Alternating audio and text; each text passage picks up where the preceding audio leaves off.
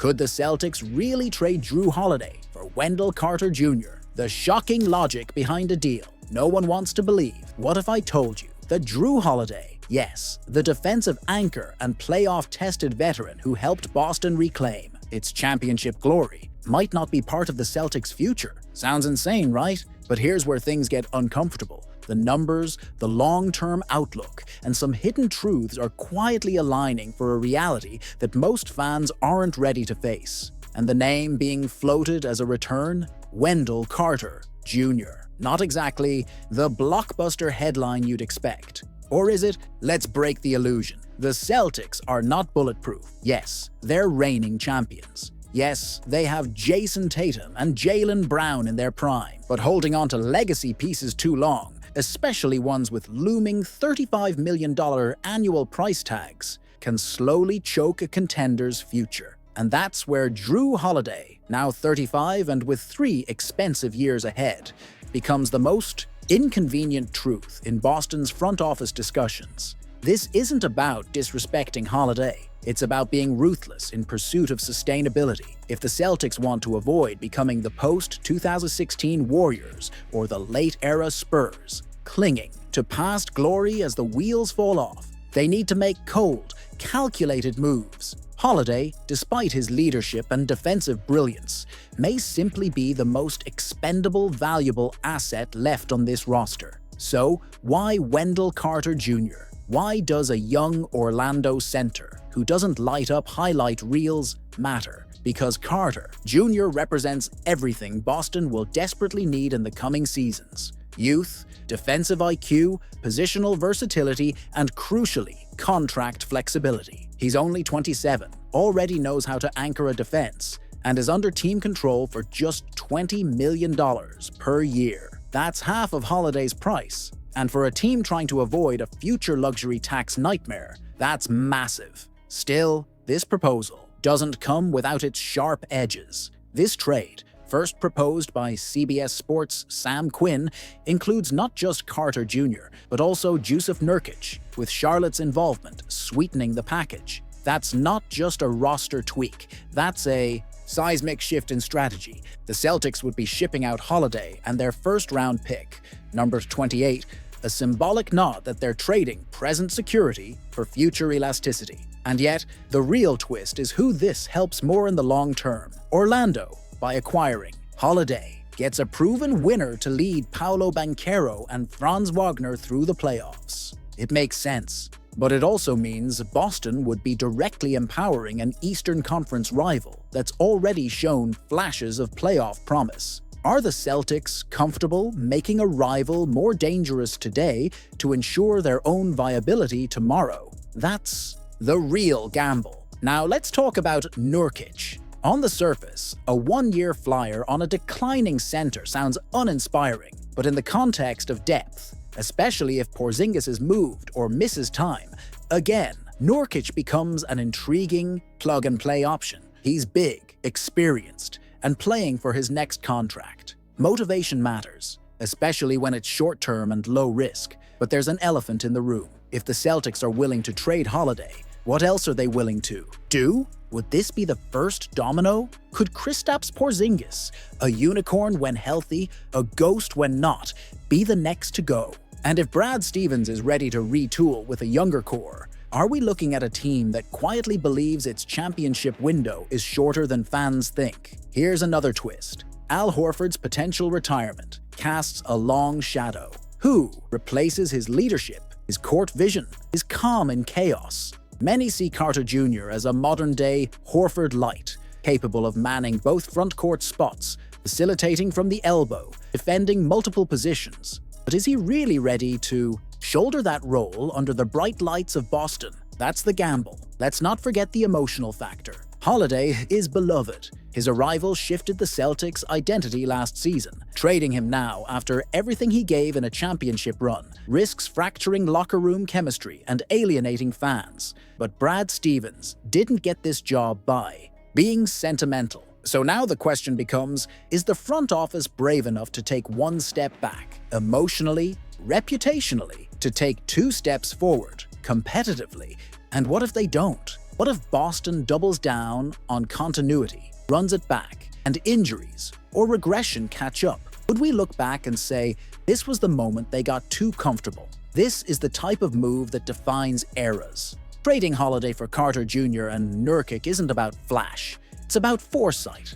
It's about owning the reality that no window stays open forever. And sometimes the smartest move is the one that hurts in the short term, but saves the future. So here's the uncomfortable truth. If the Celtics want to remain at the top, they may have to trade away the very piece that helped them get there. Now the ball's in Brad Stevens' court. Will he pull the trigger on a deal most fans can't stomach, but might just be the key to a second banner in 2 years? Or will sentimentality win and cost Boston a shot at long-term dominance? One thing's for sure, this isn't just a trade rumor, it's a test of vision, and not every GM passes. Giannis to the Celtics? The trade pitch that could rip the NBA in half. What if I told you the Boston Celtics are one controversial decision away from pulling off the most shocking trade of the decade? Not just a bold move, a seismic one. We're talking about bringing Giannis Antetokounmpo to Boston. Sounds like clickbait? Maybe. But here's the uncomfortable part. It's not as impossible as you think. And if Brad Stevens is serious about salvaging a title window that's hanging by a thread after Jayson Tatum's injury, then the Giannis scenario isn't just fantasy, it might be inevitability. Let's set the stage. Boston's golden duo is fractured. Jayson Tatum, the franchise cornerstone, the MVP candidate, the face of everything post-2017, is expected to miss most of the 2025-26 season with a significant injury. And so the reality is we have a ton of good players, and everyone leans on everyone. That said, Jalen and Jayson have gotten, the majority of attention because of how good they are. And I have full faith that any game that you have those guys on the court, or one of those guys on the court, you have a great shot. And so I have full faith in Jalen. That alone would bury most contenders. But in Boston, pressure doesn't pause for rehab timelines. And here's the paradox. Even without Tatum, this Celtics team is too good to tank. The roster is stacked with capable veterans, win-now pieces, and a deep rotation. But pretty good doesn't win banners. Not in this league. Not when Denver, Minnesota, OKC, and Dallas are gearing up for multi-year runs. Not when the East is turning into a bloodbath. That's where Giannis comes in. And here's where things get messy. According to a proposed 3-team blockbuster by Colin Keane of Sporting News, the Celtics would land Giannis and Pat Connaughton in exchange for Jaylen Brown, Kristaps Porzingis, 2 future first-round picks, and some maneuvering with the Nets and Bucks. On paper, it's wild. In reality, it's surgical. Think about it. Boston gets a generational athlete, a 2-time MVP, and one of the only players in the league who can change both ends of the court without saying a word. And they pair him with Tatum, once he's healthy, to create arguably the most terrifying forward duo since LeBron and AD in 2020, or Kawhi and PG-13 before injuries derailed the dream. But here's the catch. Jaylen Brown has to go. Let that sink in. The 2024 Finals MVP, the man who shut down Luka Doncic, the soul of the Celtics' 2024 title run.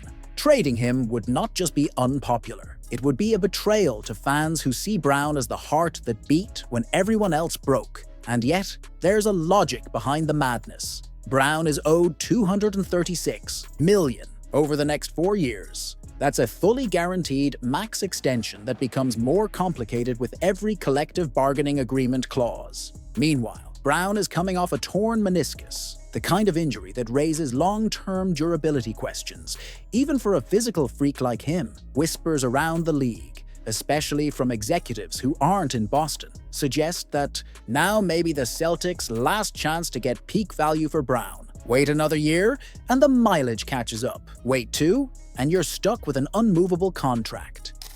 Like looking at Houston, if Houston was going to say, we'll take Jalen and Drew, and we'll give you Van Vliet back and Jabari and Eason, and we'll give you the 10th pick, and you'll save like $20 million.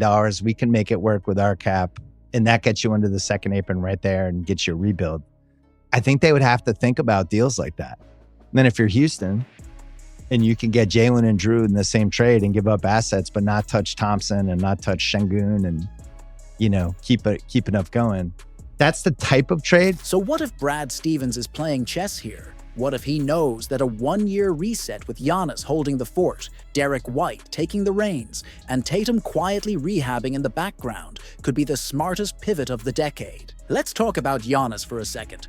He's no longer untouchable in Milwaukee. Behind the scenes, things are tense. The Bucks flamed out again in the playoffs. Chris Middleton and Brook Lopez are aging fast. Damian Lillard's fit is awkward. And there's this quiet sense that Giannis, while loyal, is also watching the clock. Does he want to spend the rest of his prime watching second-round exits? Or would he rather join forces with a healthy Tatum in a market that treats winning like religion? This is not about Boston robbing the Bucks. It's about Milwaukee quietly understanding that retooling now may be better than clinging to false hope. In return, they get Jaylen Brown, a younger, durable two-way wing who can lead a new core alongside Lively or Flag depending on the draft. They also get Nick Claxton, an ascending big, plus draft assets to rebuild fast. And the Nets? They pick up Kristaps Porzingis and a 2027 first-rounder. Not a terrible return for a team that's desperate to flip Claxton before losing him for nothing. Here's what's most shocking. This trade doesn't blow up Boston's cap. In fact, it stabilizes it. Giannis is under contract. Connaughton provides wing depth. They'd slide under the second apron with some surgical roster trimming, which is increasingly important under the new CBA. That means more flexibility than keeping. Two massive supermax deals in Brown and Tatum. And let's not pretend this is a wait for Tatum strategy. Giannis can win now. Pair him with Hustle, Holiday, White, Horford if he returns, and Boston's deep bench. And you've got a team that can still make serious playoff noise while Tatum recovers. Then imagine him joining a mid-season surge. It's not a rebuild, it's a reload. Still, some questions linger. Would the locker room fracture without Brown? Would Giannis actually embrace Boston's system? Would fans ever forgive Stevens for pulling the trigger? But here's a spicier take no one wants to say out loud. This trade might actually extend Tatum's prime. Instead of shouldering 40 minutes per game year after year, he'd get help from a co-star who can dominate physically, take over defensively, and draw attention offensively.